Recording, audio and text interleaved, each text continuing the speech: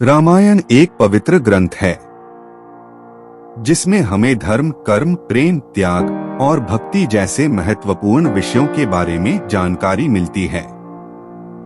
इस ग्रंथ में हमने श्री राम के दृष्टिकोण से जीवन की महत्वपूर्ण शिक्षाएं प्राप्त की हैं, जैसे कि लक्ष्मण की पराक्रम, देवी सीता का परायणता और हनुमान के भक्ति भाव को जानना। हालांकि एक बात ध्यान में नहीं रखी गई है कि इस कथा में अगर कोई सबसे अधिक उपेक्षित और अनदेखा पात्र था तो वह थी लक्ष्मण की पत्नी और जनकनंदिनी सीता की अनुजा उर्मिला। तो आइए जानते हैं।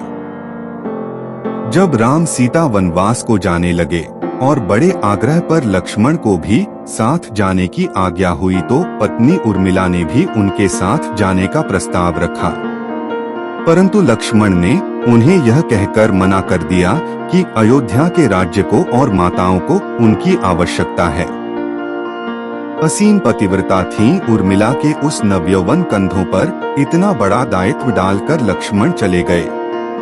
वह पल, वह जीवन सरिता जो कोई भी नववधू अपने पति के साथ गुजारती है, वह उर्मिला के नसीब में नहीं लिखी गई थी। पतिव्रता स्त्री ने जीवन के चंचल पड़ाव पर भी, अपने पति से दूर रहने पर भी लेशमात्र भी किसी और का ध्यान नहीं किया। यह उर्मिला का अखंड पतिव्रत धर्म था। यह उर्मिला की अवर्णित, अचर्चित, अघोषित महानता थी। उर्मिला के महान चरित्र, अखंड पतिव्रत, स्नेह और त्याग की चर्चा रामायण में अपेक्षित थी, पर वह हो न सका। सबसे विकट क्षणों में भी उर्मिला आंसू न बहा सकी, क्योंकि उनके पति लक्ष्मण ने उनसे एक और वचन लिया था कि वह कभी आंसू न बहाएंगी, क्योंकि अगर वह अपने दुख में डूबी रहेंगी तो परिजनों का ख्याल नहीं रख पाएंगी। यह कोई कल्पना कर सकता है कि अपने पति को 14 वर्षों के लिए अपने से दूर जाने देना और उसकी विदाई पर आंसू भी न बहाना किसी नवविवाहिता के लिए कितना कष्टकारी हो सकता है। कितना हृदय विदारक पल था वह, जब परम पूजनीय महाराज दशरथ स्वर्ग सिधार गए, पर वचन के सम्मान रखने के लिए उर्मिला तब भी न रोई। पति के लिए पिता को किया इनकार।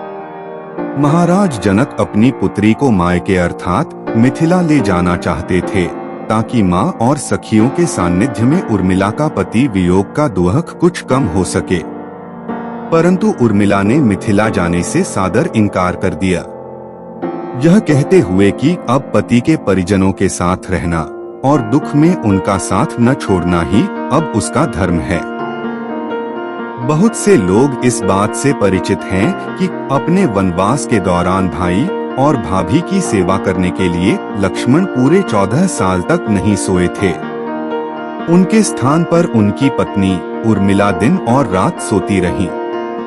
लेकिन यह बात बहुत कम लोग जानते हैं कि रावण की बेटे मेघनाद को यह वरदान प्राप्त था कि जो इंसान 14 वर्षों तक ना सोया हो, केवल वही उसे हरा सकता है। इसलिए लक्ष्मण मेघनाद को मोक्ष दिलवाने में कामयाब हुए थे। रावण के अंत और 14 वर्ष के वनवास के पश्चात जब राम, सीता और लक्ष्मण वापस अयोध्या लौटे, तब वहां राम के राजतिलक के समय लक्ष्मण जोर जोर से हंसने लगे। सभी को यह बात बेहद आश्चर्यजनक लगी कि क्या लक्ष्मण किसी का मजाक उड़ा रहे हैं।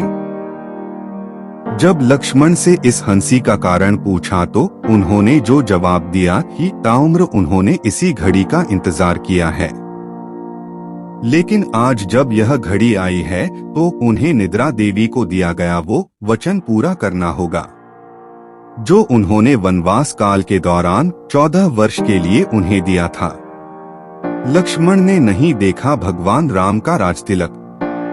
दरअसल निद्रा देवी ने उनसे कहा था कि वह 14 वर्ष के लिए उन्हें परेशान नहीं करेंगी और उनकी पत्नी उर्मिला उनके स्थान पर सोएंगी।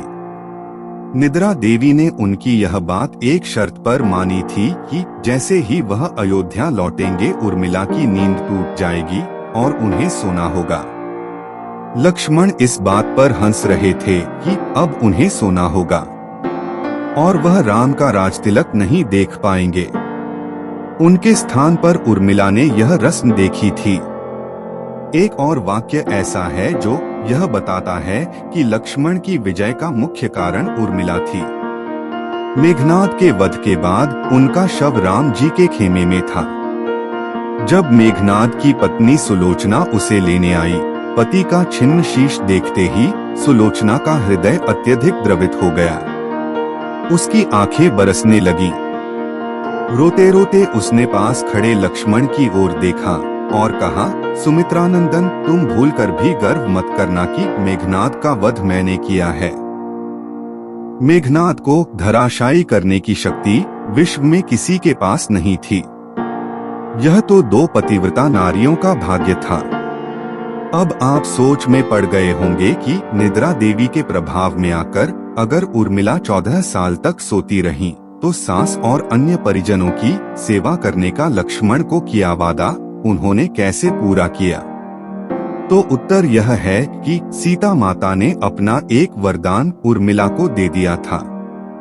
उस वरदान के अनुसार उर्मिला एक साथ 3 कार्य कर सकती थीं।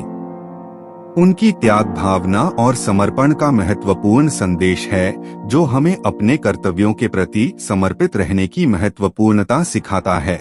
दोस्तों, यह पौराणिक कथा अच्छी लगी तो वीडियो को एक लाइक और चैनल को सब्सक्राइब भी कर दीजिएगा।